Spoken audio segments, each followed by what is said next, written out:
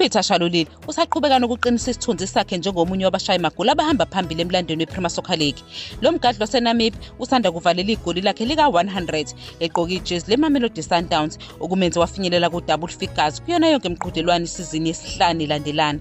uShalulile uyiqale kancane isizini ehluleka ukushaya nelilodwa igoli maphakathi no-October. Nokho usayitholile ifomu yakhe washaya igoli lakhe lokuqala kule sizini ngo-October 19 waphinda wawavalela bedlala neCape Town City ngo-October 30.